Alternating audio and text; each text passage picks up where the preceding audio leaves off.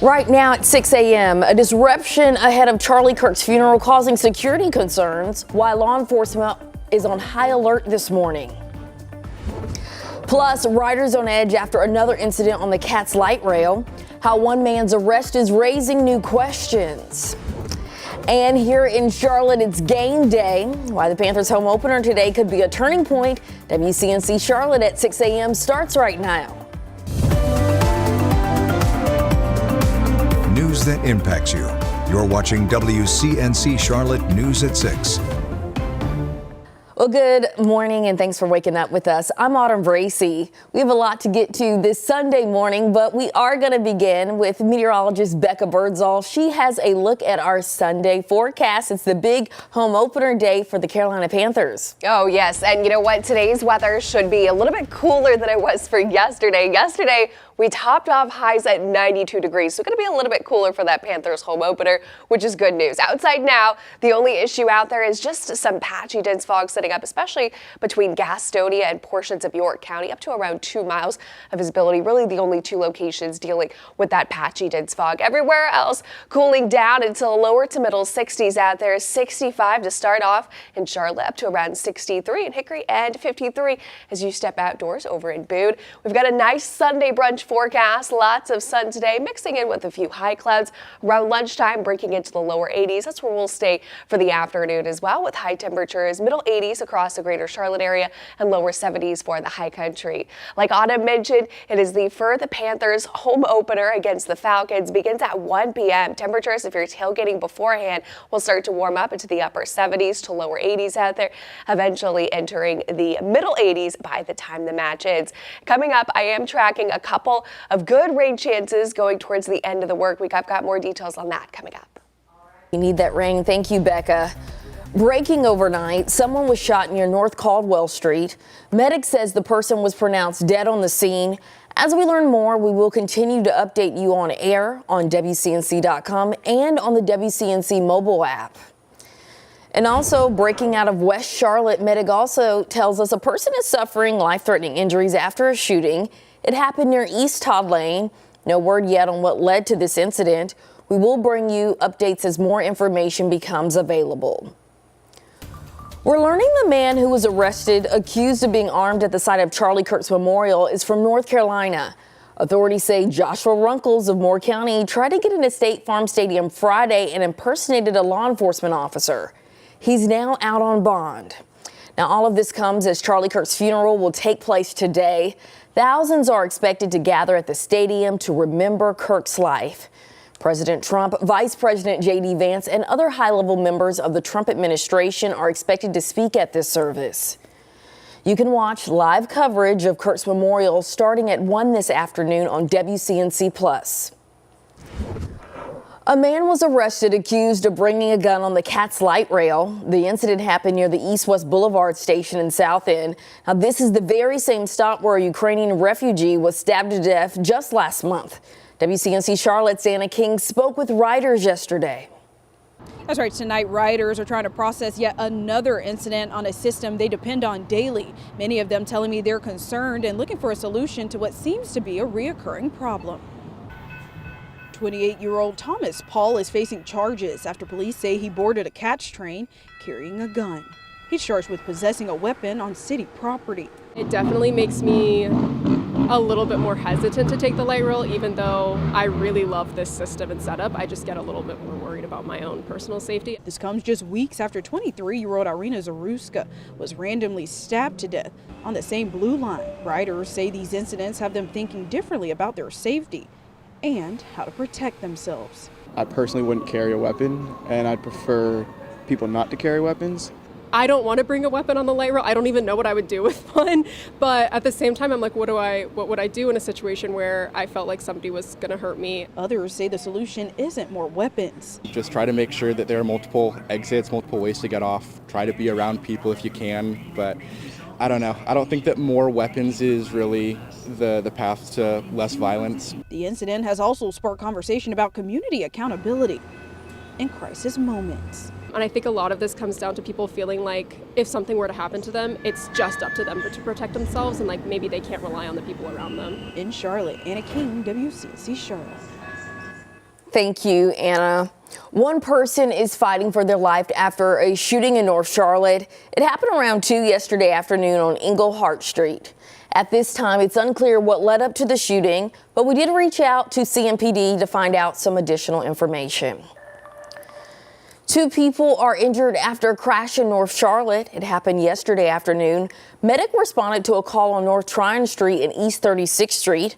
When they arrived, they treated one person with life-threatening injuries and another with serious injuries. Both were taken to nearby hospitals. A shooting happened yesterday afternoon in Chester County near a community north of Fort Lawn. It happened just before 3 p.m. along Catawba River Road. Officials confirmed one victim, but haven't shared details on their condition. The Chester County Sheriff's Office says more information will be released as it becomes available. In University City, a security guard is accused of shooting a customer at a 7-Eleven. Police say Robert Santiago shot a man in the hand after an argument escalated. He claims the man charged to him with a glass bottle, but investigators say based on evidence at the scene, the threat wasn't imminent. He's now charged with assault with a deadly weapon. Well, a GoFundMe is growing for the family of the 4-year-old boy who was shot and killed in Still Creek last week. 4-year-old J.C. Edwards was shot when a bullet went through his home, hitting him. CMPD says this all stemmed from suspects trying to steal a Dodge Charger and firing shots as they left the scene. 4 men are facing charges. The GoFundMe has raised more than $7,000 so far. Now, if you want to donate to the link, you can head to our website. That's WCNC.com. Well, CMPD says scammers are calling people using real officer names and even spoofed apartment numbers. They claim they have a warrant, demand money, and use threats to scare you. Remember, CMPD will never ask you for payment or personal info over the phone. If you're unsure, you should hang up and dial 9311. And part of I-85 North in Gaston County was closed due to a car fire. We first brought this to you as breaking news at 11 p.m.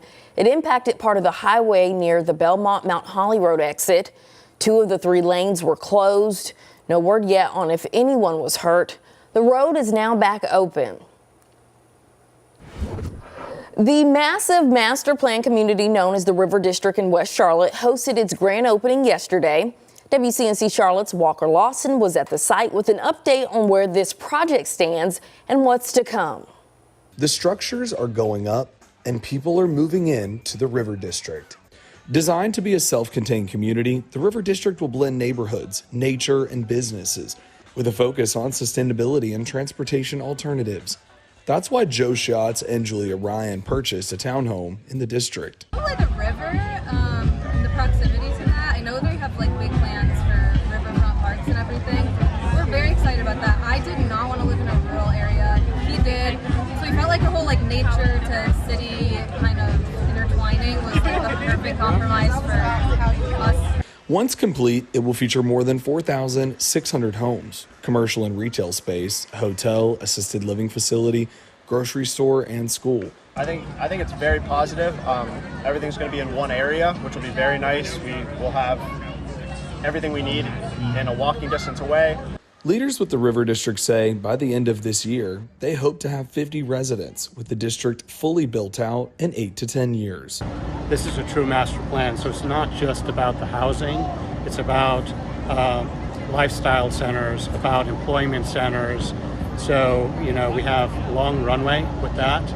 Reporting in West Charlotte, Walker Lawson, WCNC Charlotte. Thank you, Walker. And we've learned UNC Wilmington's campus is reopening tomorrow with enhanced security measures. This coming after a false report of someone with a gun on campus Thursday night led to a lockdown. Classes were canceled on Friday. We've also learned UNC Chapel Hill is also boosting campus security. A new freestanding emergency department is in the works in Indian Land. It's a part of the Piedmont Medical Center's plan to expand healthcare access. This new facility will feature 12 private exam rooms, 2 trauma rooms, and an ambulance bay. The CEO of the Fort Mill location says a new emergency facility is needed. The fastest growing county in and around Charlotte, and you can see that as you drive down 521. It was an access point that was needed in the community, did not exist. of course. We've opened a freestanding ED before in Fort Mill. We're standing right in front of one. It's been just a beacon for the community. It's provided a much needed access point, high quality care, efficient care. The new facility will be done by next spring. Applications are still open if you want to apply as a healthcare provider or staff. In Gastonia, Habitat for Humanity and community partners are seeking solutions with their Rock the Block initiative in the Highland neighborhood. Yesterday, volunteers and homeowners teamed up to tackle exterior repairs, landscaping, and cleanup projects. It's all an effort to boost community pride. They're so grateful. I'm so grateful and excited that we're going to be coming in and doing some of these repairs. So we've got 6 families that we'll be serving this year with our critical home repair program. And these are major repairs that need to be done with some of these homes, like HVAC and roofing, flooring and things like that, that are truly crucial needs that are keeping these people in their homes. Now, this year's effort comes as Gastonia gets ready for the 2025 Gaston Gala and future habitat repair projects. Well, National Hispanic Heritage Month kicked off last week, and members of the Latina community in South Carolina say it's a time to recognize and celebrate their culture. Shelly Garzón has a closer look. I'm celebrating mi patria, mi sangre, mi isla. I'm celebrating my family. I'm celebrating my music, my culture, my food, my history. Hispanic Heritage Month kicked off this week, a time to honor and celebrate Latino and Hispanic cultures throughout the country. But students like Derek Diaz tell me it's more than just a celebration. I think it's very important to highlight the unity in our community and the resilience, not only for, our generation or past generations, but also for future generations, that we are together no matter what. According to the U.S. Census Bureau, about 370,000 Hispanic and Latinos live in South Carolina. When I came here, there were not as many Latinos. The population has grown in South Carolina a lot. While the month is focused on celebration, Torres tells me this year feels different. This year is a very hard year for Latino populations. So I don't think people feel like celebrating much because many of the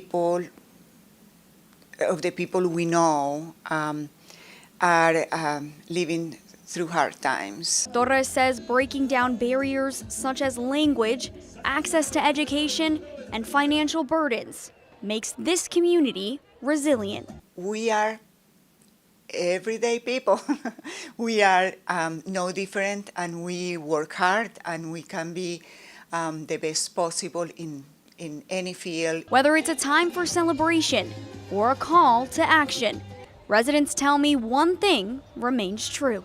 It's about helping the next generation know that being Latino is something to be proud of. Well, a North Carolina middle school teacher is celebrating a huge win on Wheel of Fortune. Corey Earp, who teaches in Taylorsville, solved the bonus puzzle Fancy Blazer to become the season's first $100,000 winner during Teacher Week. Earp says he prepared by studying hard, just like he tells his students to do. Big congrats to him.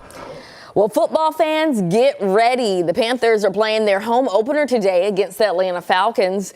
The team was working hard at practice last week. They are looking to get their first win at home against a division rival. Kickoff is set for 1 p.m. at Bank of America Stadium. You are watching WCNC Charlotte. We're going to be right back at the top of the hour with more news, weather, and sports. Stay with us.